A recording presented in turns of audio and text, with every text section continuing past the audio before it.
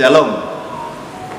Sebelum kita memulai ibadah kita pada minggu ini, marilah kita berdoa dalam hati kita masing-masing. Mari kita berdoa.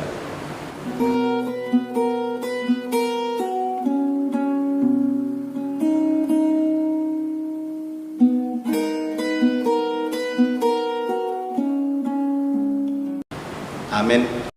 Kita bernyanyi.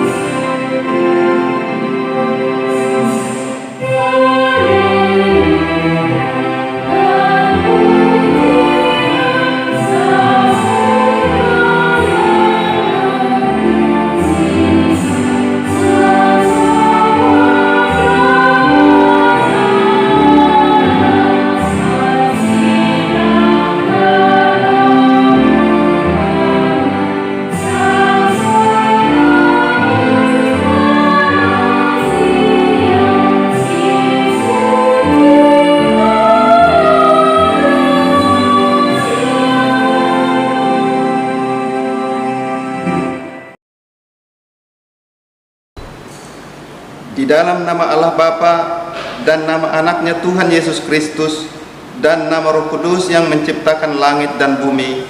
Amin. Hai manusia, telah diberitahukan kepadamu apa yang baik dan apakah yang dituntut Tuhan daripadamu, selain berlaku adil, mencintai kesetiaan, dan hidup dengan rendah hati di hadapan Allahmu. Haleluya.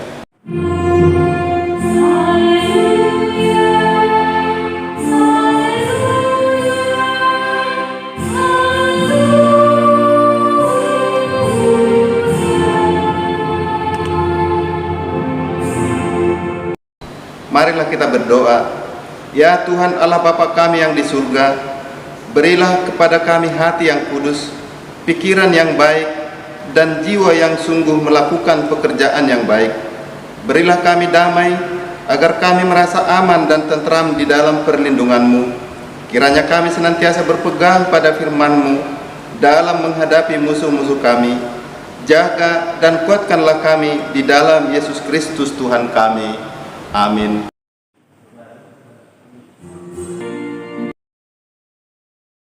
Hukum Tuhan bagi kita pada minggu ini adalah titah keempat dan maksudnya. Titah keempat, ingat dan kuduskanlah hari Sabat. 6 hari lamanya engkau bekerja dan melakukan segala pekerjaanmu, tetapi pada hari yang ketujuh ialah hari Sabat bagi Tuhan Allahmu. Engkau tidak boleh bekerja pada hari itu, juga anakmu laki-laki atau perempuan, pembantumu laki-laki atau perempuan, ternakmu atau orang lain yang berada di tempat kediamanmu. Sebab Allah menciptakan langit dan bumi dan segala isinya di dalam 6 hari. Kemudian ia beristirahat pada hari yang ketujuh. Itulah sebabnya Allah memberkati hari itu dan menguduskannya.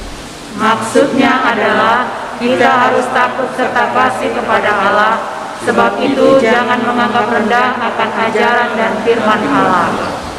Hendaklah kita menganggap itu kudus, dan hendaklah kita tekun mendengar dan mempelajarinya dengan gembira. Marilah kita bersama-sama memohon kekuatan dari Tuhan. Ya Tuhan Allah, kuatkanlah kami melakukan yang sesuai dengan hukum-Mu. Amin. Kita bernyanyi.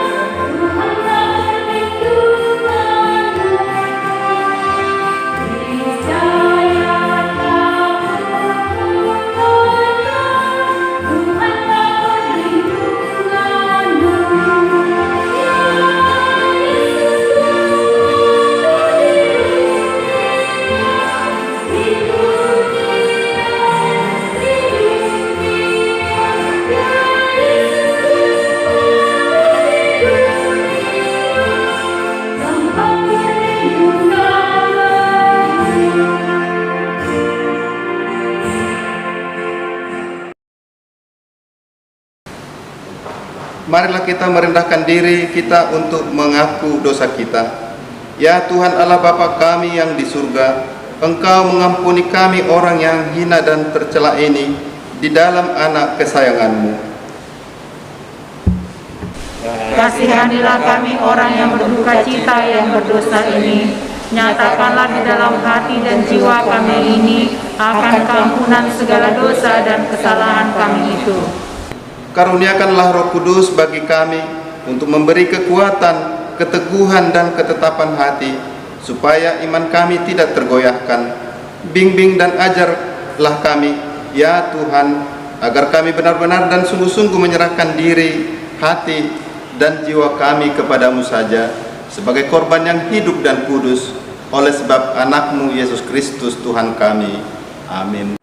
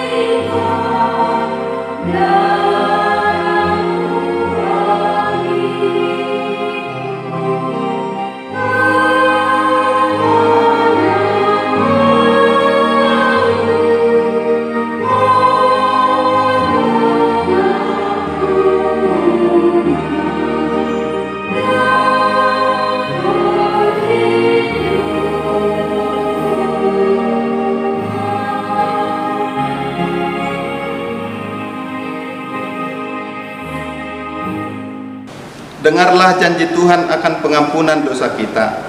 Marilah kepadaku semua yang letih lesu dan berbeban berat, aku akan memberi kelegaan kepadamu. Pikulah kuk yang kupasang dan belajarlah kepadaku, karena aku lemah lembut dan rendah hati, dan jiwamu akan mendapat ketenangan. Sebab kuk yang kupasang itu enak dan bebanku pun ringan. Kemuliaan bagi Allah di tempat yang maha tinggi. Amin. Kita bernyanyi.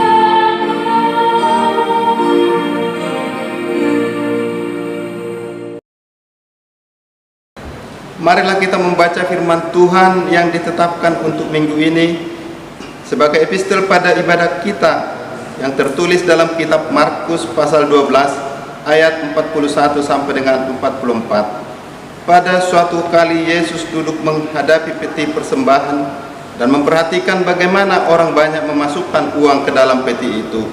Banyak orang kaya memberi jumlah yang besar. Lalu datanglah seorang janda yang miskin dan ia memasukkan 2 peser, yaitu 1 duit. Maka dikatakannya murid-muridnya dan berkata kepada mereka, Aku berkata kepadamu, sesungguhnya janda miskin ini memberi lebih banyak daripada semua orang yang memasukkan uang ke dalam peti persembahan.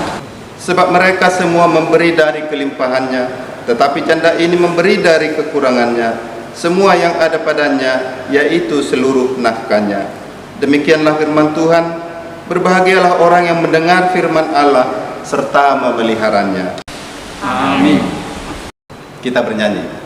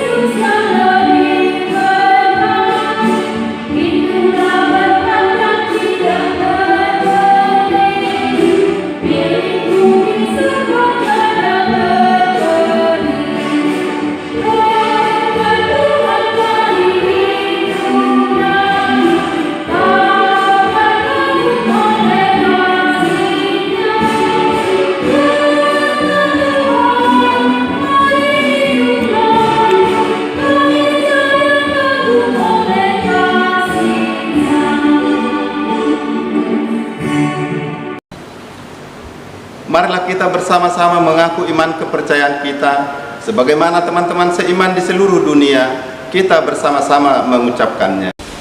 Aku percaya kepada Allah, Bapa yang Maha Kuasa, Khalik langit dan bumi. Aku percaya kepada Yesus Kristus, Anak Allah yang tunggal Tuhan kita, yang dikandung daripada Roh Kudus, lahir dari anak darah Maria, yang menderita sengsara di bawah pemerintahan Pontius Pilatus, disalibkan, mati dan dikuburkan, yang turun dalam kerajaan maut, pada hari yang ketiga bangkit pula dari antara orang mati, naik ke surga, duduk di sebelah kanan Allah, Bapa yang Maha Kuasa, dan dari sana akan datang kelak untuk menghakimi orang yang hidup dan yang mati. Aku percaya kepada Roh Kudus dan adanya satu gereja yang kudus, persekutuan orang kudus, pengampunan dosa, kebangkitan daging, dan hidup yang kekal. Amin. Kita bernyanyi.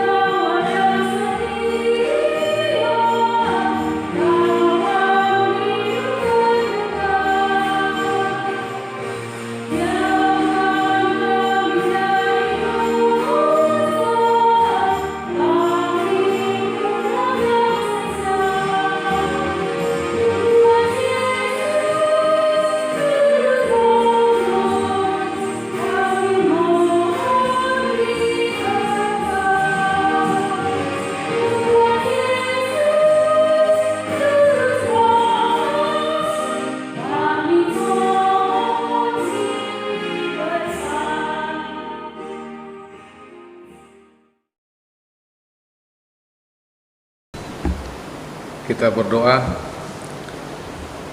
Damai sejahtera Allah yang melampaui segala akal, itulah yang menerangi hati dan pikiranmu di dalam Yesus Kristus Tuhan kita. Amin. Bapak, Ibu, saudara-saudara, jemaat Tuhan yang berbahagia, minggu ini kita akan disapa oleh firman Tuhan dari kitab Ulangan pasal 16, dimulai dari ayat 13 sampai dengan ayat 17. Saya akan membacakan keseluruhan ayat tersebut. Hari Raya Pondok Daun haruslah kau rayakan 7 hari lamanya. Apabila engkau selesai mengumpulkan hasil tempat pengirikanmu dan tempat pemerasanmu, haruslah engkau bersukaria pada hari rayamu itu, engkau ini dan anakmu laki-laki serta anakmu perempuan, hambamu laki-laki dan hambamu perempuan, dan orang Lewi, orang asing, anak yatim dan janda yang di dalam tempatmu. 7 hari lamanya harus engkau mengadakan perayaan bagi Tuhan Allahmu di tempat yang akan dipilih Tuhan. Sebab Tuhan Allahmu akan memberkati engkau dalam segala hasil tanahmu dan dalam segala usahamu, sehingga engkau dapat bersukaria dengan sungguh-sungguh. 3 kali setahun setiap orang laki-laki di antaramu harus menghadap hadirat Tuhan Allahmu ke tempat yang akan dipilihnya, yakni pada hari raya roti tidak beragi, pada hari raya 7 minggu, dan pada hari raya Pondok Daun. Janganlah ia menghadap hadirat Tuhan dengan tangan hampa, tetapi masing-masing dengan sekedar persembahan sesuai dengan berkat yang diberikan kepadamu oleh Tuhan Allahmu. Demikian menjadi ayat firman Tuhan bagi kita pada minggu ini. Hari Raya Pondok Daun adalah salah satu hari raya yang besar bagi umat Israel atau Yahudi. Dari beberapa hari raya yang dimeriahkan oleh mereka hingga hari ini, Bapak Ibu saudara-saudara, Hari Raya Pondok Daun mengingat perjalanan mereka dari Mesir menuju Tanah Kanaan, dan Hari Raya Pondok Daun mengingatkan mereka ketika mereka berkemah pada perjalanan menuju Kanaan, yaitu di padang gurun, berkemah di tengah-tengah situasi atau daerah yang tidak memiliki tempat untuk berteduh apa-apa. Jadi mereka hanya menggunakan daun-daun yang bisa dijumpai, apakah itu daun-daun palma atau daun pepohonan yang dijumpai pada waktu itu. Jadi mereka berteduh, dan itu diingatkan pada Hari Raya Pondok Daun untuk mengingatkan mereka bahwa mereka dulu pernah mengalami situasi yang demikian, hidup atau berada dan bahkan beribadah dalam sebuah tempat, yakni pondok yang dianggap sebagai bangunan atau tempat sementara. Mengingat bahwa Hari Raya Pondok Daun menjadi hari raya yang besar bagi Israel, tentu ini juga membuat kesan yang berarti untuk semua orang Kristen, bahwa ada pesan tersendiri kalau itu digambarkan ke dalam kehidupan kita hingga hari ini, bahwa perjalanan kita juga bagaikan perjalanan Israel yang menuju sebuah tanah atau keadaan yang sudah ditentukan oleh Allah, yaitu berlimpah kasih karunia.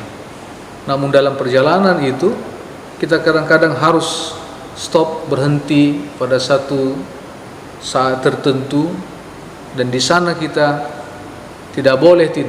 harus juga tetap berkomunikasi dengan Tuhan, harus juga beribadah kepada Tuhan. Karena itu Bapak Ibu yang terkasih dalam Yesus Kristus, Hari Raya Pondok Daun mengingat penyertaan Allah.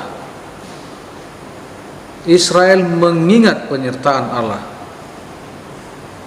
ketika mereka berdiam pada sebuah pondok atau beberapa pondok yang mereka bangun sesuai dengan kebutuhan pada waktu itu.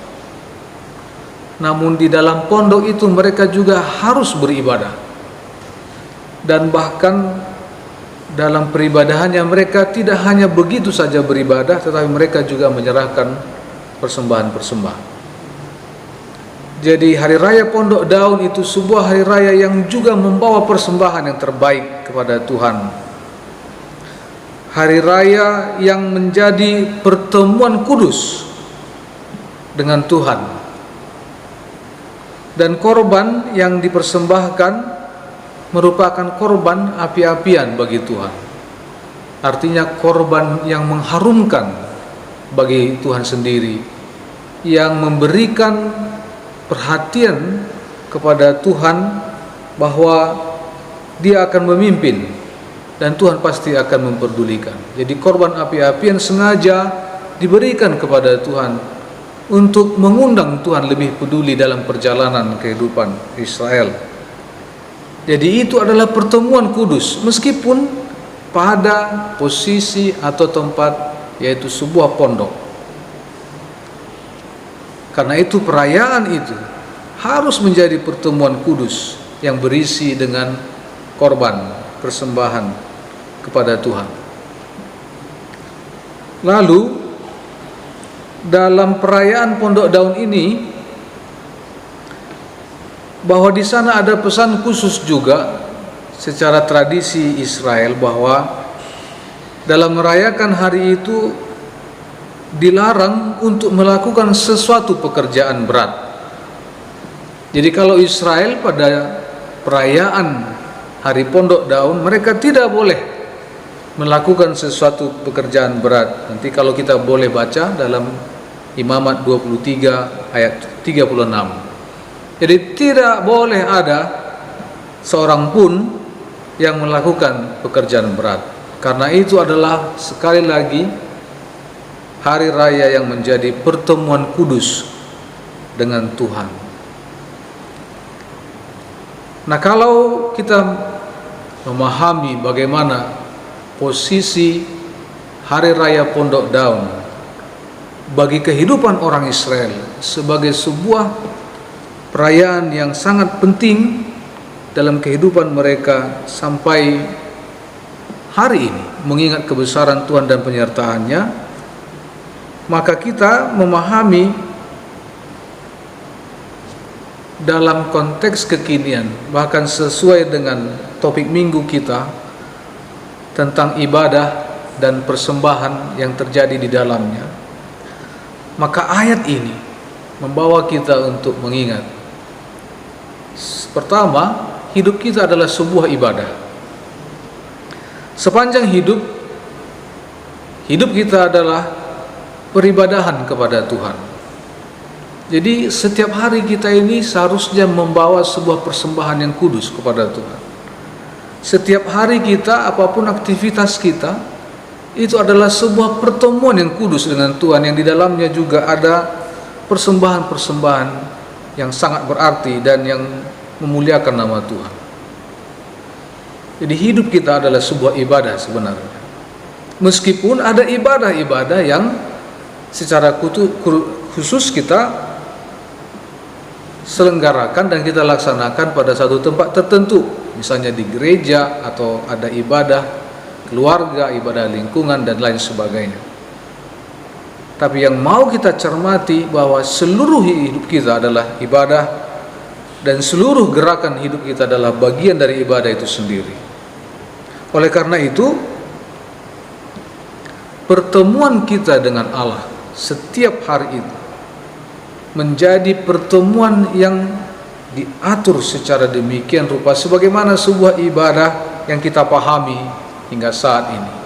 Ada di sana pujian, ada penyerahan, ada pengakuan, bahkan sampai ada kerelaan kita untuk menerima sesuatu yang baru dari Tuhan lewat firman yang disampaikan.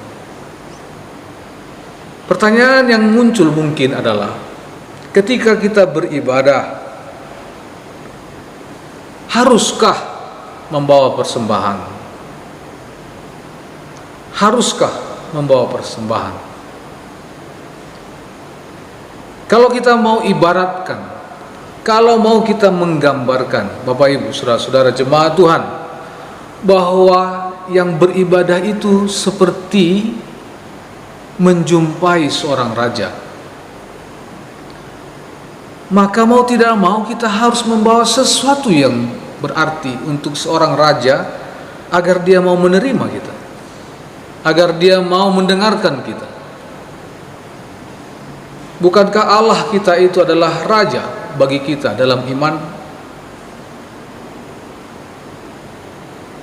Kita kadang-kadang terpatok, terfokus kepada jumlah atau besaran dari persembahan yang kita bawa. Tadi pada ayat 17 malahan dikatakan, tetapi masing-masing dengan sekedar persembahan, artinya kerelaan dan dari keadaan yang dia miliki. Dia datang ke hadirat Tuhan, mengadakan perayaan itu sambil membawa sesuatu. Jadi tidak diukur dari seberapa banyak yang harus dibawa, tetapi seberapa terungkapnya perasaan kita untuk bertemu dengan Tuhan sambil membawa persembahan. Jadi bertemu dalam arti beribadah kepada Tuhan, yang namanya persembahan adalah sesuatu yang terikat di dalam sebuah ibadah. Tetapi jangan terbeban oleh karena sebuah persembahan jadinya beribadah pun tidak benar atau tidak jadi. Jangan jadi alasan tidak ada persembahan, tidak bawa persembahan, akhirnya tidak ke gereja. Itu namanya cari alasan. Utamanya adalah pertemuan kudus dengan Tuhan. Dan tidak mungkin kita tidak mampu untuk membawa persembahan sesuai dengan keadaan kita, sesuai dengan keterbukaan hati kita dan keikhlasan kita di hadapan Tuhan. Nah, karena itu, mengingat betapa hebatnya dahulu Israel itu, mereka berada di dalam pondok-pondok, tetapi keharusan untuk mempersembahkan persembahan ketika beribadah kepada Tuhan, mereka harus melaksanakannya. Padahal tempat mereka sangat sederhana. Nah, terlebih kita pada saat ini, kita bukan lagi beribadah dalam arti ke gereja, bukan lagi bergereja atau berkebaktian di bawah pohon-pohon, tetapi di dalam sebuah gedung, bahkan gedung yang sudah bisa kita katakan yang megah. Mungkinkah kita tidak membawa persembahan kepada Tuhan? Mungkinkah kita tidak menunjukkan sukacita kita oleh karena kebesaran Tuhan lewat persembahan yang ikhlas, yang terbuka, yang berangkat dari hati yang mengenal kasih karunia Tuhan? Marilah kita kerjakan itu, Bapak Ibu saudara-saudara, bahwa ketika saya beribadah kepada Tuhan, ketika kita bertemu dalam pertemuan kudus dengan Tuhan, maka persembahan adalah bagian hal yang terpenting. Jadilah menjadi pribadi yang selalu beribadah bersekutu kepada Tuhan, tetapi tidak lupa untuk membawa sesuatu yang berharga yang telah kita terima dari Tuhan. Sebab kita yakin Allah akan semakin senang, Allah akan semakin memberkati kita. Sebagaimana Dia berkata pada ayat 15, sebab Tuhan Allahmu akan memberkati engkau dalam segala hasil tanahmu dan dalam segala usahamu, sehingga engkau dapat bersukaria dengan sungguh-sungguh. Bahwa ibadah kita adalah kehidupan kita.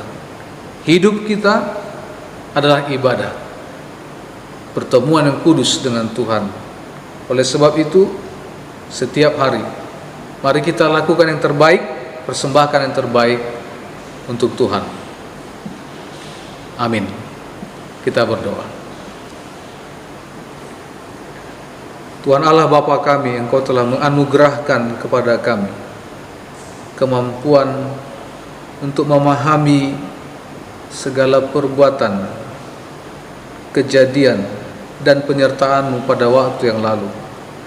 Dalam sejarah kehidupan kami, Engkau menetapkan beberapa hal menjadi yang harus kami lanjutkan sebagai ketentuan-ketentuan iman kami di hadapan.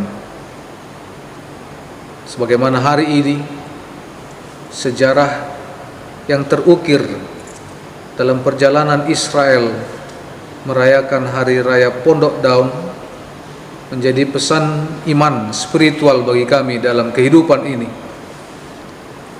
mengenai ibadah kami kepadamu, bahwa menjadi hal yang wajar dan sepatutnya ketika kami berjumpa dengan Tuhan lewat ibadah, maka persembahan haruslah kami berikan. Karena itu, layakkanlah kami dengan semua bentuk persembahan yang kami bawa ke hadirat-Mu. Layakkanlah kami dengan seluruh apa yang bisa kami bawa ke hadirat-Mu ya Tuhan, untuk bersyukur dan berterima kasih. Dan biarlah juga kami tidak menjadi merasa kecil ketika yang kami persembahkan kepadamu tidak seberapa dibandingkan dengan yang mampu diberikan oleh orang lain. Lihatlah hati kami yang datang membawa dan memberikan itu. Lihatlah hati kami yang bertemu dengan Engkau dengan sungguh-sungguh dan penuh ketundukan akan firman. Biarlah juga seluruh jemaat Tuhan, HKBP Pangkalan Bun, dan seluruh orang percaya juga mengerti bahwa ibadah yang sejati adalah bertemu dalam kekudusan dengan Tuhan, yang dipersiapkan dengan hati yang kudus, dipersiapkan dengan keseriusan diri, dan juga yang dipersiapkan dengan persembahan-persembahan yang ikhlas. Karena itu kami bersyukur, berterima kasih karena Tuhan masih memberkati kami pada hari-hari yang lalu, hingga kami bahwa hari ini mampu membawa persembahan kami kepada Tuhan. Kiranya itu menjadi kemuliaan bagi nama-Mu saja dan menjadi kebahagiaan bagi kami. Terima kasih. Dengarkanlah doa kami yang kami panjatkan kepadamu dalam nama Yesus Kristus, Juru Selamat kami yang hidup. Amin.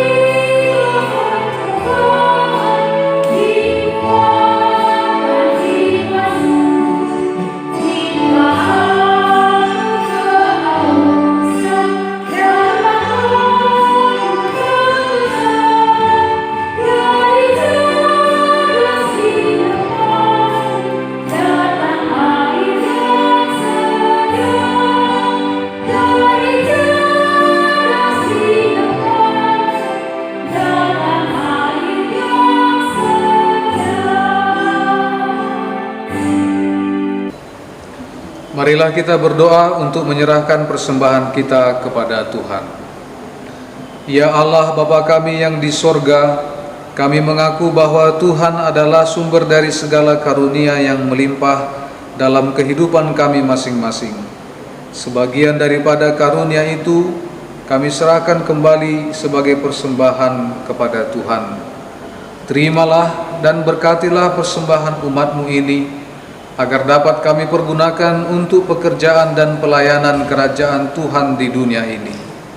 Bukalah hati kami untuk mengenal betapa banyak berkat dan karunia yang kami peroleh dari Tuhan, supaya kami senantiasa bersyukur kepadamu, di dalam nama Yesus Kristus Tuhan kami.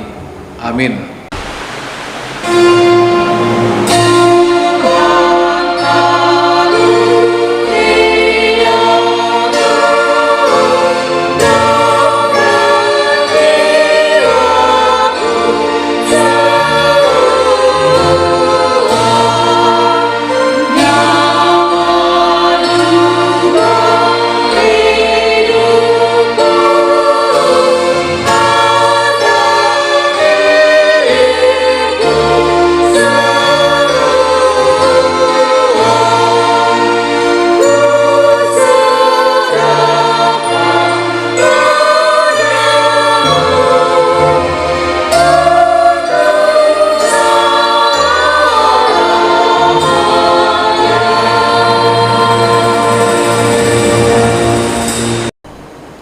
Bapa kami yang di sorga, dikuduskanlah namamu, datanglah kerajaanmu, jadilah kehendak-Mu di bumi seperti di sorga. Berikanlah kami pada hari ini makanan kami yang secukupnya, dan ampunilah kami akan kesalahan kami, seperti kami juga telah mengampuni orang yang bersalah kepada kami. Dan janganlah membawa kami ke dalam pencobaan, tetapi lepaskanlah kami daripada yang jahat.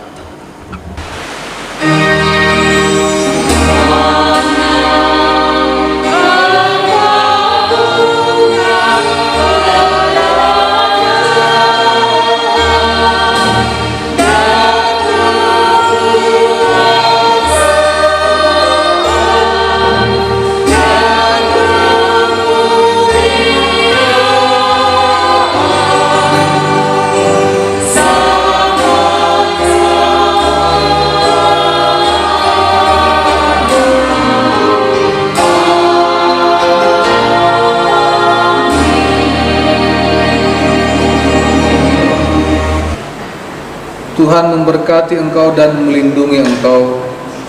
Tuhan menyinari engkau dengan wajah-Nya dan memberi engkau kasih karunia. Tuhan menghadapkan wajah-Nya kepadamu dan memberi engkau damai sejahtera. Amin.